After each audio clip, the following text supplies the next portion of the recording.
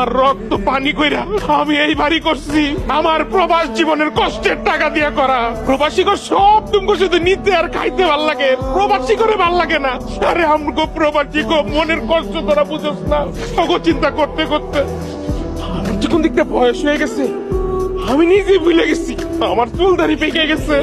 আমি তো দাদা নামে গাধা। বিদেশ যাওয়ার লগে লগে তো আমার লেগে চাকরি লয়ে বয়ে থাকে নাই মানুষ।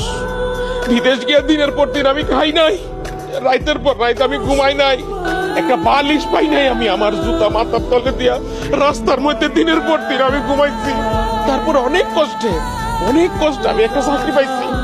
আরে 3 বেলার মধ্যে আমি কোনো সময় 2 বেলা খাই নাই, শুধুমাত্র রাইতে খাইয়া থাকছি। টেকা খালি জমাইছি যে আমার মা আছে, আমার ভাই বোন গুলো আছে। এখন আমি সব হয়ে গেছি। এটার সামনে দাঁড়া রইছ, এই বাড়িটা কার করা? আমার রক্ত পানি কইরা আমি এই বাড়ি করছি।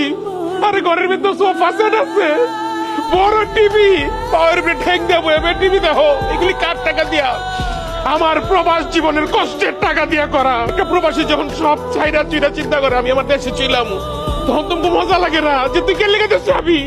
তুই দেশে আবি না, তুই সারা জীবন গাদার খাটবি বিদেশ, আর আমরা দেশে মোজ করবো। আরে আমগো প্রবাসী গো মনের কষ্ট তোরা বুঝোস না। তখন একটু ফোন দিয়ে আমি তখন কথা কইতে পারতাম না, সবাই খুব ব্যস্ত। কার কি লাগবো খালি কইতে, এটা লাগবো সেটা লাগবো। কোনো তো লাগ করি নাই, সবসময় সবাই সবকিছু দিয়ে গেছে, কিন্তু আমার লোকে ঠিক মতো একটু কথা কোয়ার পর্যন্ত কারোর সময় ছিল না। আমিও তো একটা রক্ত মাংস করা মানুষ, আমারও তো শখ আহ্লাদ আছে, আমারও তো ইচ্ছা ছিল আমার বউ হইবো, আমার বাচ্চা কাচ্চা হইবো, আমার আব্বা আব্বা করে ডাকবো।